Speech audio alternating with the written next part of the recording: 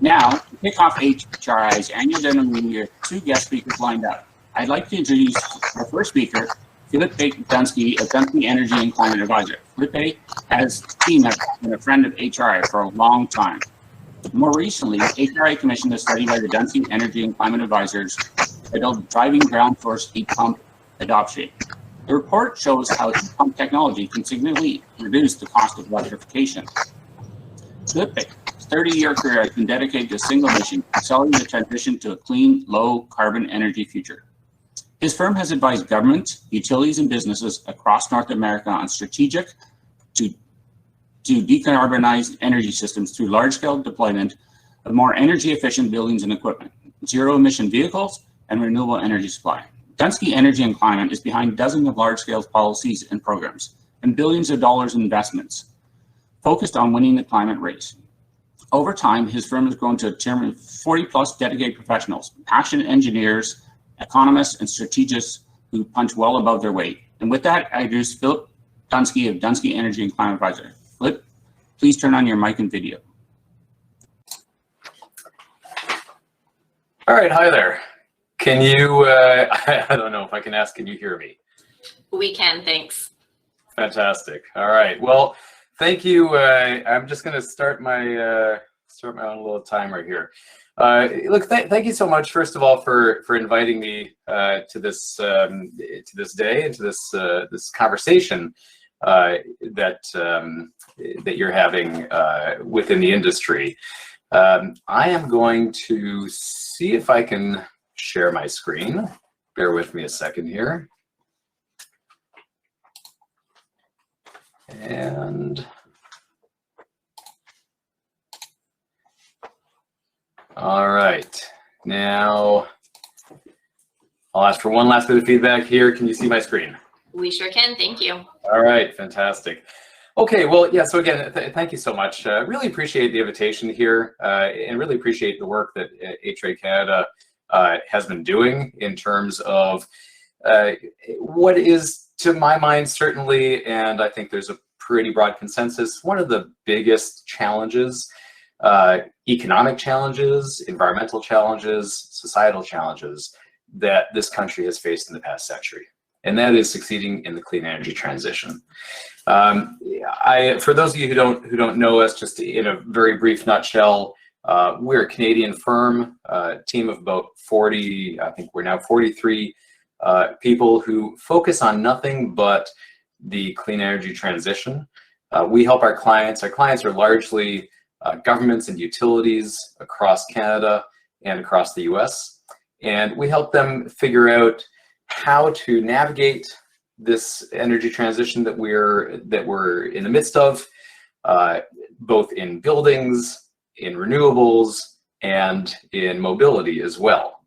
We do a lot of quantification work. We do a lot of work designing strategies and policies to help us get to where we need to go. So that's just us in a quick nutshell. But let me get to the subject matter at hand, the energy transition. Before I even start talking about this energy transition, I just want to say this is not the first energy transition that we've gone through. We've gone through a number in the past. We've transitioned away from wood for the most part. We've transitioned away from a number of resources. And let me just go through a couple really quickly, just as a reminder, again, that this is not new. We know what this can look like. Before I do, just this quote: "Our need will be the real creator." Now, many of you may not know that quote offhand. In fact, that's Plato. And that quote from Plato was eventually got mangled and evolved into a proverb that I think we are all very familiar with, which is necessity is the mother of invention. Necessity is the mother of invention is critical to understanding the transition that we are in right now and the degree of change that is ahead of us. Let me get back to the past.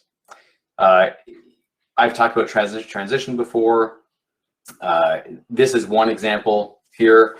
We transitioned a couple centuries ago from Wales. whales were the big thing. We hunted whales. We had an industry built around whale hunting. We had a lot of livelihoods that depended on hunting whales. Why? Fundamentally for energy, right? It was, food, but mostly energy. And that was going really well. And the entire whaling industry was growing at a very good clip in the early half of the 1800s. And then we hit peak whale, we'll call it. And there's a big question. Historians actually still debate, why did we hit peak whale? What drove that? And some say, we started running out of whales. And others say, well, we started actually developing better solutions. In fact, it's a combination. As every single major transition in history is, what happens is we start hitting against the limits of the resource that we're using. And as we start seeing that, some really smart people start thinking of alternatives. They develop those alternatives, more and more effort and capital starts going into building those alternatives. And eventually we move away from the resource that we have perhaps in some cases overused, and start moving toward those alternatives that innovators have developed in the meantime. So that's what happened with whales, and you can see that that as of about 1850, there was a collapse of the whaling industry that happened almost just as quickly as its initial growth. It was replaced by what? By petroleum, and in the particular case of whales, by kerosene. Now, that's one example. Let me flip to a second one before I fast forward to today. Speaking of petroleum, if I go back to the very early part of the last century, I'm not sure if you can see this picture really well, but let me just explain it. This is a picture of New York City Easter Day Parade, circa 1900. You can see a bunch of people on the sidewalk on the left and right, and you can see a bunch of vehicles down the middle of the road. If you look really closely, and I admit it's a very grainy photo, so it's hard to see, but if you did look very closely, you would see one thing standing out in the crowd. In 1900, there was one horseless carriage on the street. Every single other carriage was being pulled by horses, but there was one there that had no horse. There's one motor vehicle. That was 1900. Fast forward barely 13 years later, and look at the same scene. Easter Day Parade, same street in New York City. If you look very carefully, there's one lonely horse amidst all of the horseless carriages. This transition, we're looking at 13 years. Now, in fact, the transition more broadly from horse to motor vehicles took a little bit longer than that, but we're not talking about centuries. We're talking about a couple of decades. And that's the kind of thing that we're talking about today. So put that into perspective. Again, many transitions, when we talk about these transitions, we talk about adoption of new technologies, adoption of new products, new services, new ideas. If you look at this graph, and I apologize for the kind of spaghettiness of this graph. It looks like what happens when my kids throw spaghetti against the wall to see if it's cooked. What you'll see is a lot of new inventions that have come into market, and you see how they grow over time, how their rate of adoption in the market grows over time. You see it with that horseless carriage that we just talked about. You see it with television. You see it with computers. By the way, that's a picture of my very first computer that I bought, if I recall correctly, when I think I might have been 12 or 13, in the early 80s. And you see it with cell phones. And one of the things that you'll notice if you look at these curves is that over time, the curves themselves have changed. And they've kind of moved from a curve into a rocket. Increasingly, the pace of change is rocketing up. The scale of change is rocketing up. And it's happening in an extremely short period of time. So all of that is a little bit of history, just to say that we've seen this before. So let me talk a little bit about this transition, the transition that is underway today. And before I do, I actually want to talk a little bit about the why, because to understand a transition, we need to understand why. In the case of whales, you know, we started, it was getting harder and harder to find those whales. We overfished. In the case of horses, there were all sorts of problems, in particular with communicable diseases, both from the horse droppings that were becoming a bit overwhelming, and in that case, actually horse carcasses that were generating disease and spreading disease and creating real problems for human health in cities. What's driving this transition? I think we know the big picture, but I want to walk through it a little bit just so we're all really clear on the scale of the problem, and because of understanding that scale, the pace of change that we're focused on today. So, allow me a minor little history on climate change. I'm going to look here at a time scale going back 800,000 years. Again, just puts things into perspective. And what you see here is carbon content in the atmosphere over that 800,000 year period. You'll notice a couple of things. One, it's cyclical. There are natural cycles for carbon content in the atmosphere.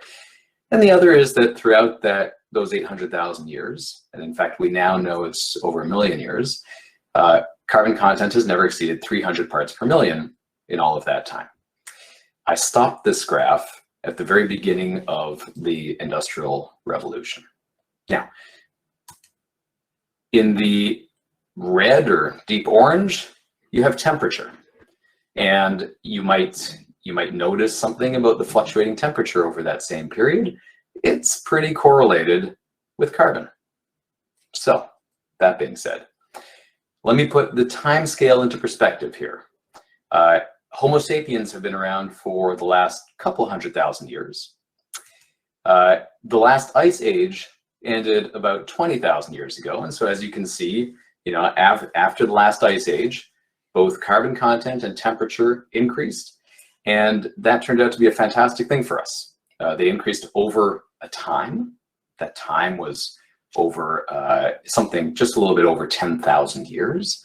And over that time period, that warming allowed us to do a couple of things. It allows us to discover agriculture. As we discovered agriculture, we became sedentary. We settled down.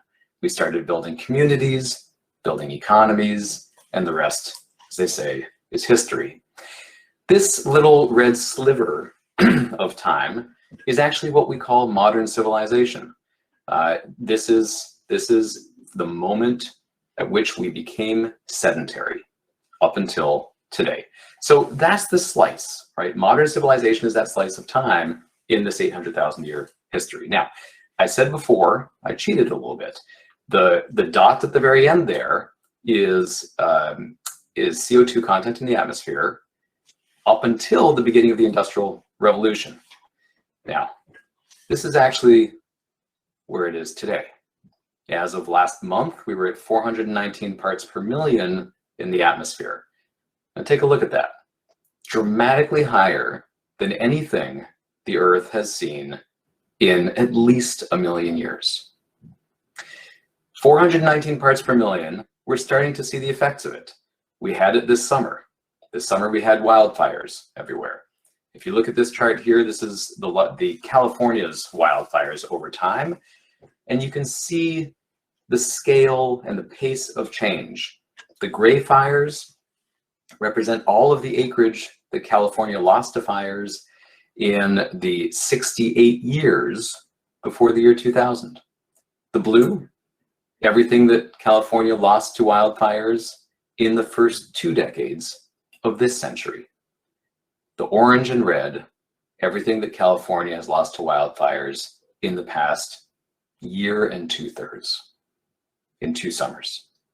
In 2 summers, they've lost more land to wildfires than they had in the 80 some or 90 some years prior. That's the result of 419 parts per million. Now, that's not, that is the problem, but that's not the end of the problem. Because here's the end of the problem. If we continue to emit carbon the way that we are today, here's what we're looking at. This is pretty much, it's not the worst case scenario, it's the scenario that we call business as usual if we don't make a pretty rapid transition away from fossil fuels and carbon. We're looking at something in the range of 970 parts per million. I want you all to take a look at that. I'm going to clear the view a little bit and just take a moment to think about this. We have nearly 1 million years of history, 1 million years of carbon content that has created a form of equilibrium for the planet, and we have what we're looking at today. That is the scale of the problem. And that's why we're talking about a clean energy transition today. So the driver for the transition is clearly climate. The number, by the way, and this is a number that I'm going to encourage everyone to keep very much top of mind. In order to avoid that scenario from happening, in order to limit the damages that we anticipate from that, we need to achieve net zero. We've all heard that. Political parties are talking about that. But behind the scenes of the political speeches, there's an awful lot of work going into actually achieving net zero emissions by 2050 at the very latest. That is what we're driving to. Think of whales, think of horses, think of emissions. Emissions will have to disappear just as whaling did, just as horses for pulling carriages did. So if that's the challenge, let's talk about what we need to do to achieve it. The challenge is to decarbonize. To decarbonize what? Fundamentally 4 things. There are a few more, but the big chunks, we need to decarbonize power. We need to decarbonize heating of buildings. We need to decarbonize mobility, so transportation, and we need to decarbonize industry. That's the challenge that we have in front of us. Now, let's talk about the first 2 of those, because I know mobility and industry is less a focus of your industry, but let's talk about the first 2. In Canada, power, so power generation, represents about 15% of our emissions, excluding oil and gas here. I'm excluding oil and gas, I'm excluding agriculture, just focused on these chunks here. Power is about 15%. Now, everywhere around the world, we talk a lot about power when we talk about climate. We talk about coal plants and gas plants and hydro and wind and solar. It's only 15% in Canada. Why? Because our grid is largely decarbonized already. You see here Canada relative to other countries. France is like us. Very few others are. We have a grid that is already about 85% emissions free, and we have legislation and policies that are coming that are gunning toward reducing or eliminating, in fact, that last remaining piece so that we can actually achieve a fully decarbonized power grid across the country within the next 10 to 15 years. That's the goal, and I'm pretty sure we're going to get there. It's a big challenge, but we're going to get there. So, why do you care about the power grid? Let's talk about heating. Heating represents 22% of those same emissions across Canada. We don't get to net zero if we don't decarbonize heating. And the reason I wanted to talk about power first is because power is a key to decarbonizing heating. When we get our power grid to be emissions-free or nearly emissions-free, as it is today in most places, power becomes a vehicle for providing green heat, for providing heating without emissions, for cutting that 22% down to nearly zero. Now, there are caveats to that, and I'm going to get to those caveats in a second. But we don't get to where we need to go without very large action on heating. So let's talk about heating a little bit. This is, as I understand it, the current situation of your industry. Current share of electric space and water heating across the country. And if we look at Canada as a whole, roughly speaking, 20% of heating is currently derived from electricity, 80% mostly from fossil fuels. There's some exceptions there, but for the most part, it's gas, and to a lesser extent, oil, and to a lesser extent, propane. That's the situation right now. Our challenge is to eliminate the emissions from that 80%. So how do we do it? Let's focus on that challenge. There are fundamentally two things that we can do to achieve this goal. And for some reason, a little animation isn't happening. All right, there we go. The first thing that we can do, and we hear it all the time, is go 100% electric. How do we go 100% electric? You guys know this, heat pumps. We can do it with geothermal heat pumps, and the fantastic thing about geothermal heat pumps is that they really minimize any peak demand issues for the utilities. So utilities really love geothermal heat pumps, and I'm going to say increasingly we'll be looking at how they can promote geothermal heat pumps across the country, even more than they already do. But geothermal is not the only thing. We have, of course, air source heat pumps, ductless or ducted, rooftop units. There are many ways that we can use electric or bring electric to decarbonize heating. Doing so, in some cases, in some places, is probably the best thing that we can do. In other places, it's not. Why is it not? Because unless you're going with geothermal, you're probably going to be leaving or creating a peak electricity issue in the winter. So in those cases that are concerned about peak, or for which the cost of that peak is too much to bear, there's another alternative, which is dual fuel. And there's certain types of dual fuel that work better than others. So let me just give an example here. But before I do, dual fuel, fundamentally, we're talking about bringing heat pumps in and then coupling them with natural gas for those peak times. And eventually, one thing that does is it allows the natural gas utilities to, over time, substitute what we call fossil natural gas with renewable natural gas.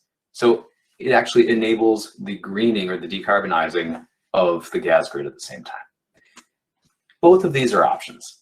Let me talk to you very quickly about something that was just announced in Quebec. I'm not sure if how many of you are aware of this. The gas utility, and this is something that my firm worked a fair bit on. The gas utility in Quebec is Énergir. Énergir and Hydro-Québec struck a deal. And the deal effectively is that both are going to encourage customers who currently heat exclusively with natural gas to adopt heat pumps. To adopt heat pumps for the bulk, over 70% of heating needs, and then to leave natural gas to cover the peak, to cover another roughly quarter or so of heating needs in the province. So what we're looking at now is the gas utility is going to be out there encouraging its customers to replace gas with electric for 3/4 of its heating needs. That deal is now before the Quebec Energy Board. That's the sort of thing that can work in the dual fuel category. Either way, the challenge in front of us is to decarbonize. And we cannot, again, I repeat it, we cannot decarbonize without you, without the equipment that you sell, without your bringing these solutions to customers. One study that came out recently by Efficiency Canada found that to achieve our carbon targets, to achieve our climate targets in Canada, we're going to need to retrofit and switch heating solutions in Canada at a rate of about 5% per year. So 1 out of every 20 households every year is going to need to be switched from a fossil intensive heating solution to a low or no carbon heating solution over the coming 30 years. That's what we're talking about. So what am I trying to get at? You are absolutely key to decarbonizing.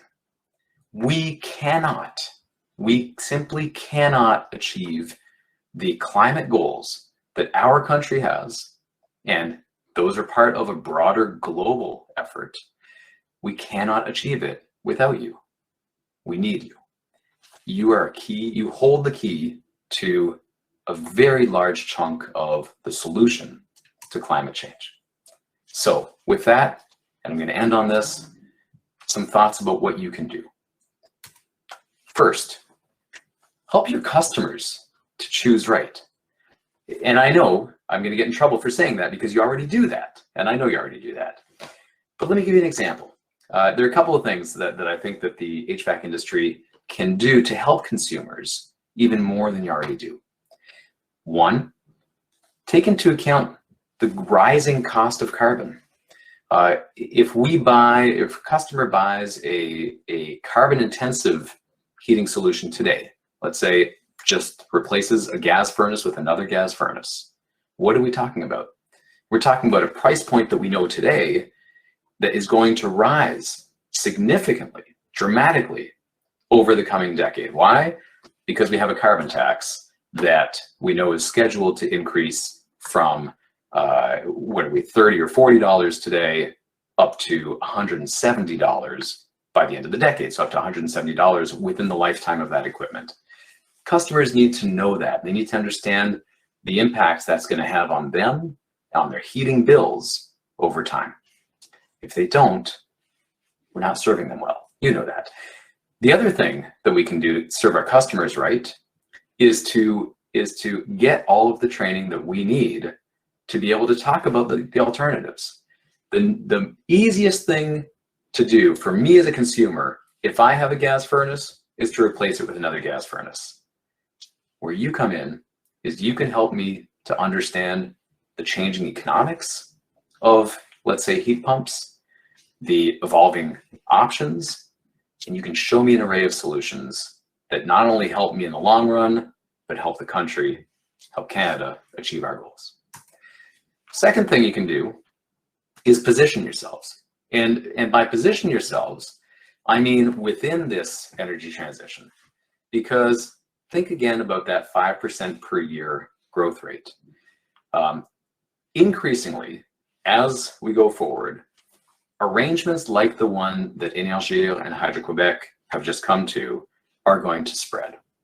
And we as a society are going to be looking less and less to fossil-based equipment and increasingly to electric heating equipment with or without some fossil alongside.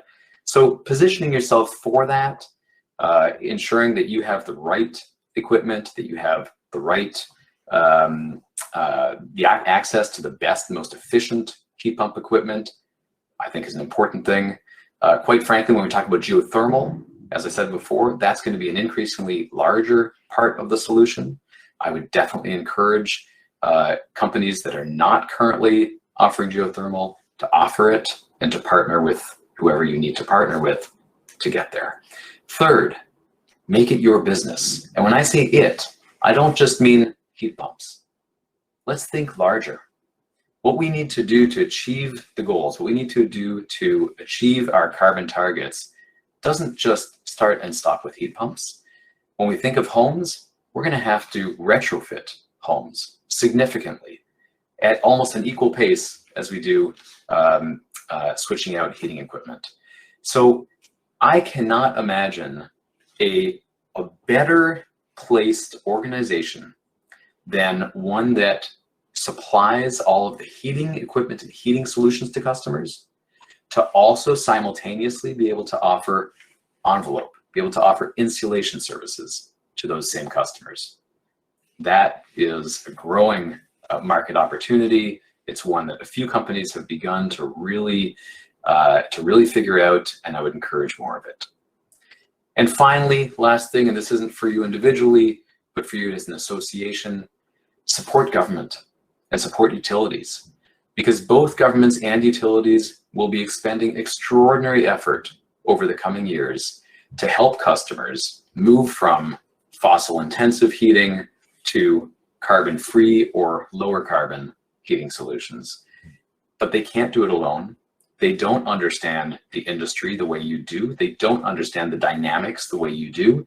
They need you and your full support to make that happen, and to make it happen efficiently and effectively. I'm going to stop there. If there are any questions, I'm more than happy to answer. And thank you once again for inviting me.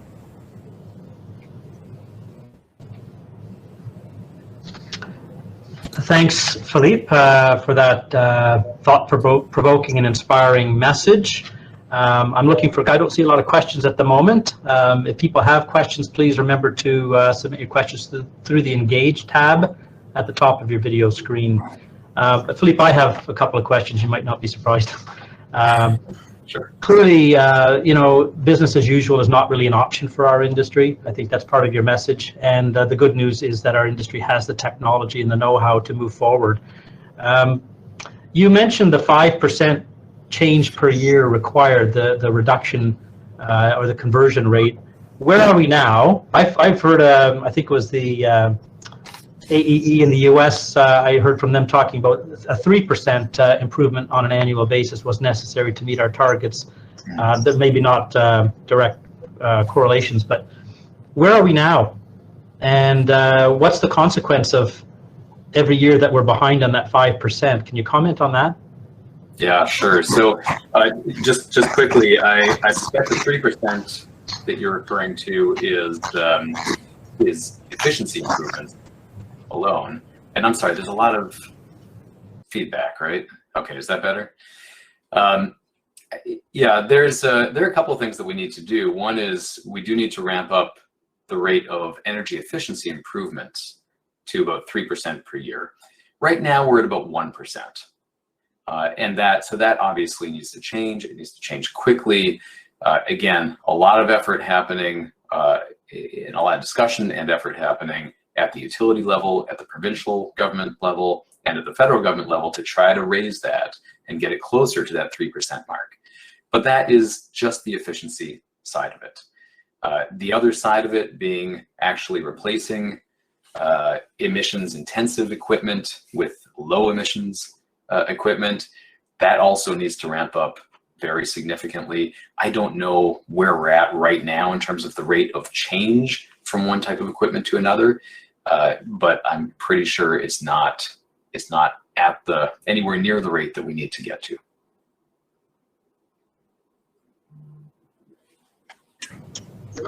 Okay, I have a question from, hang on. Question from Doug. What role will hydrogen play in the energy transition going forward?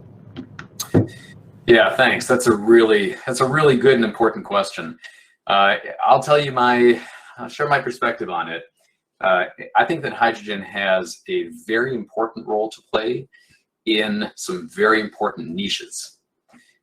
And those niches involve essentially the highest temperature needs in the energy system. So think of cement production, think of steel production. They also involve the heavy duty, long distance transportation.